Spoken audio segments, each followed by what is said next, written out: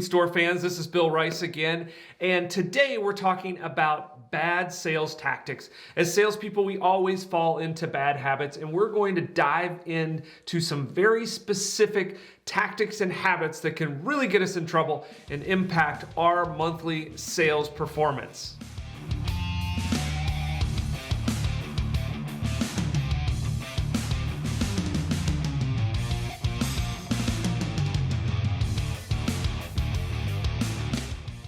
Okay, so let's talk about bad sales tactics.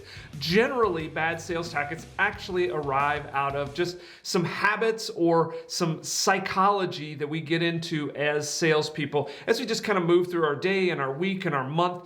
The pressure of actually having to perform and meet that sales quota each and every month can cause us to slip into some bad habits. So I want to specifically talk about those today. There are two particular mindsets that really lead us to slip into these bad habits. There are really two mindsets that typically are the source of our bad habits or the bad tactics that we slip into. Those two mindsets are one of impatience and the other is fear, and they're kind of interrelated. And so I want to break those down and talk about some specific bad tactics and how you can identify those and work your way out of them so they don't impact your sales performance. All right, so here are my 10 bad sales tactics that you need to avoid.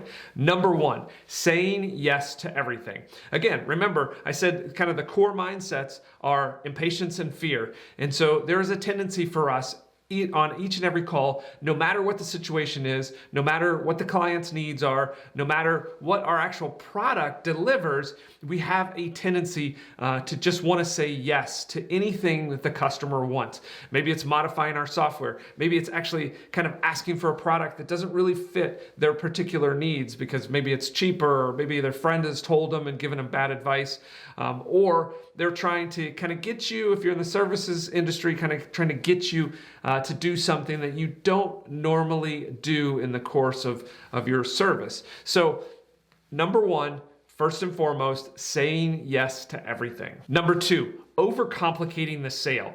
You are steeped in your product and your services. You know everything about your industry. You are an expert. That's why you're valuable. But we have to be very careful as salespeople not to overcomplicate, overcommunicate, dig into the details that the customer is either not going to understand, is going to get confused, or just simply is going to overwhelm them. So be very careful not to overcomplicate the sales. Closely related to number two is number three, overselling.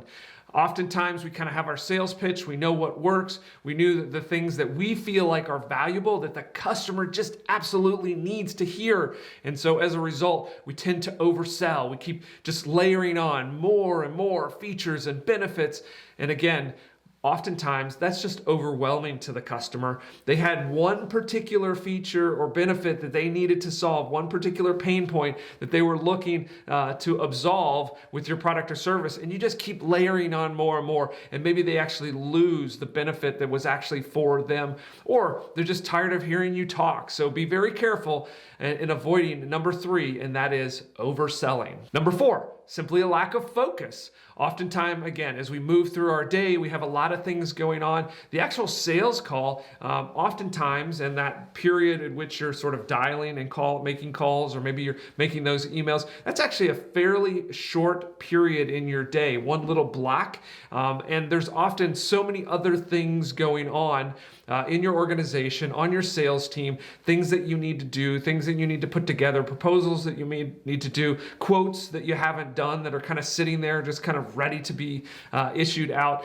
There's all these other things, and so that can often cloud your sales call and start to give you a lack of focus. So when you're actually in your dial period, you're in your call block, or you're in the zone of sending out emails, try to stay intensely focused on each and every sales call, each and every sales communication that you're making, and actually get laser focused on that. Look at the notes, make sure that you're talking and you're 100% focused on that specific client. Number five, talking over the client. Now, this can actually happen in a couple different ways, but you could probably even envision yourself in your last call block doing a little bit of this. It could be talking over your client in the sense of just kind of going over their head, using language, insider language, using terminology that they don't understand, explaining things to them in a way that just doesn't really make sense, or if you're not an expert in your particular product or service, they just simply wouldn't understand.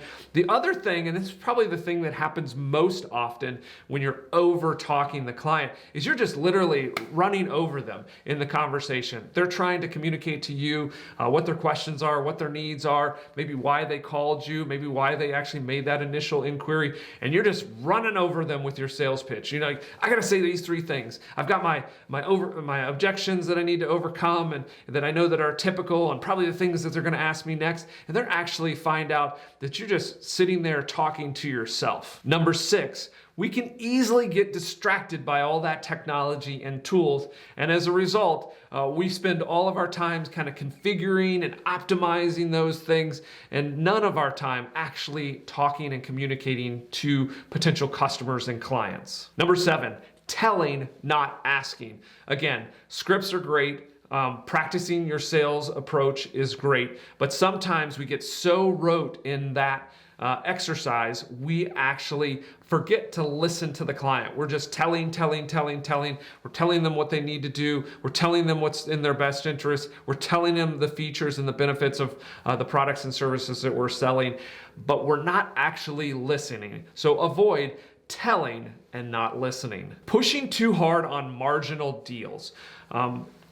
Regardless of what you're selling, there are certain types of customers and deals that probably just aren't as lucrative for your business. They're either small, they don't produce as much profit. Maybe they're not even as valuable to the customer as they should be. They're these marginal deals, products that are just kind of out there that, again, are marginally benefit to the client and probably don't actually yield a lot of profit to you. But there isn't a tendency for us to focus a lot in those areas. Sometimes they're easier deals to do, or sometimes you're just kind of in that impatient mode, or you're in that fear mode, and you're just trying to reach and stretch for every single deal. And so you're sort of straying out into that marginal land. And again, when I talk marginal, oftentimes these are things, products and services that are of marginal benefit to not only you as a salesperson, but also to the client themselves. Be careful of spending too much of your time on those marginal deals that aren't providing benefit to the client or to you as a salesperson. Number 9, moving too quickly. This causes all kinds of different problems. Sales is a game of patience. Generally, you're waiting for the timing to be just right for the customer, the pain at just the right level, the need or the benefit at just the right moment in that customer's life or situation. And at the same time, sort of where your product or your services are, there's a timing aspect to that. Oftentimes, any successful sale is going to take multiple touches or communications. And so there is all this sense of timing. When you actually move too quickly in the sales process, you run over top of some of the essentials to a successful closing. Things like building trust, building credibility, building interest and understanding in your product or your service. When you're moving too quickly or you're pushing too hard on that customer, a lot of times you can skip over some of those essential steps in making that relationship and moving them into a good sell where they really value what they're buying from you, and you have a good, solid, successful close and fulfilling close for the client. Number 10, ignoring the relationship. So I kind of hinted at this in number 9, but you have to be careful to actually move through those steps of actually developing a relationship. So often in a sales situation, we're trying to land the client, But even in a sales and a professional scenario, there has to be some component of relationship building. Your relationship, the trust between you as individual people is almost as critical as the actual product being delivered. So don't run through that. You don't have to become best buddies, but there definitely has to be some level of relationship built in each and every sale. So don't discount the importance of that. Okay, so how do you increase your sales closing? Great question. Now I want to sort of switch gears a little bit and talk about the psychology of an actual closed deal. What's going through the mind of the customer? What's going through your psychological dynamics as you're getting close to closing a deal? This understanding is critical to one, guarding against the bad behaviors, the bad tactics, and starting to increase and improve your positive sales tactics in your particular sales approach. So let's take a look at my short list here. Number one, start each and every contact with a specific objective. It only takes a very few moments, seconds, as you're looking at your CRM system, you're taking a quick peek at the notes as you're dialing through, you should quickly pick out an objective for this particular call. So if you made another call, maybe it's to kind of move through and schedule an actual time to sit down and get a quote. Maybe it's to schedule a demo. Figure out as you're making that call, what is the next step? Where do you want to move this call forward to? If it's your initial contact, maybe you just want to get to a point where they actually are acknowledging that they need your product or service. So whatever that is, whatever that sort of mini closing is, make sure that you've got that at the top of your mind and you're ready to engage in that discussion focused on that particular objective. Number two, keep it simple. Don't over-explain. Practice till the point that you actually have your very specific, succinct bullet points that you're putting forward to the client as you're kind of moving through your pitch. Again, keep it simple. Once they have it, don't over-explain it. Number three, ask questions. The more questions you ask, the more information they're going to give you as to how they need to be closed. What is important to them actually buying? Ask questions, ask questions, ask questions. Don't try to kind of talk them through. Don't try to assume why they're actually inquiring with you. Instead, lead as many times as possible with questions, not statements. Number four, of course, this is critical. If you're asking questions, you must listen.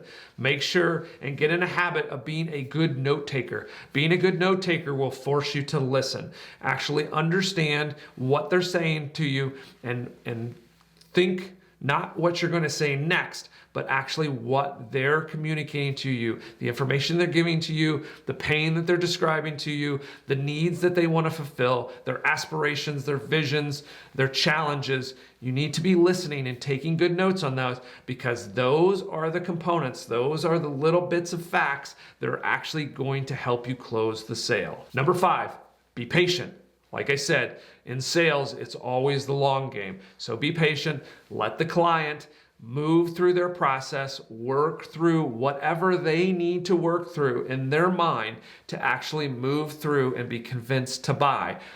So lots of questions, lots of room, don't press them, be patient and let the sale come to you. Number six, this goes along with being patient, but allow and mentally prepare yourself that any sale is going to require multiple conversations. Sometimes we get into a mode where we're pressing on every single call to close.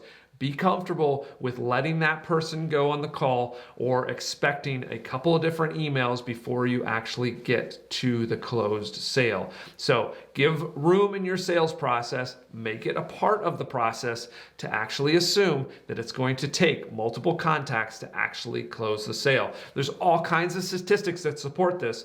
On average, it is the 5th to the 7th contact that actually makes the sale, not the actual first call. Probably one of the most misunderstood statistics in sales is the concept of speed to contact. Yes, contacting someone as fast as possible after they inquire with you will increase your contact rate, but it will not necessarily increase your sales conversion. The number of times that you have productive discussions with the individual client, that actually predicts the number of sales that you'll close. having those multiple discussions is critical. Make it a part of your sales process. Number 7, kind of mentioned this already, let the sale come to you. This is a part of being patient. This is a part of not being fearful in your sales process. Allow that sale to come into you. If you're doing all the incremental steps, you're listening, you're asking questions, you're moving through the process in a patient way, that sale, if it's meant to be, will come to you. Allow that process to kind of work in an organic and natural way. Just ensuring that you're doing the incremental steps to make sure that you move through that process. So again, touch points and contacts are still important. You still have to make those calls, you still have to make those emails, but allow the process to lead that sale to a close. Okay, hopefully this has been helpful. Again, we're talking about some bad tactics that can slip into our behavior if we're overly impatient, or if we get fearful of not hitting that sales quota, and instead sort of making sure that you understand the psychology of a sale and some of the ways that you can increase the positive habits to let that sale kind of come to you in a natural, organic way. Again, always reinforcing the fact you have to do the work, you have to do the incremental steps, but being patient and letting fear not overwhelm you, let those sales come into you with good, solid process. If you're enjoying this sales training, please subscribe, hit that notification bell, and you will know each and every time, once a week, when I drop a new sales training video. Hope to see you next time. If you have any questions, I'm always in the comments section answering with as much detail as I possibly can. See you next time.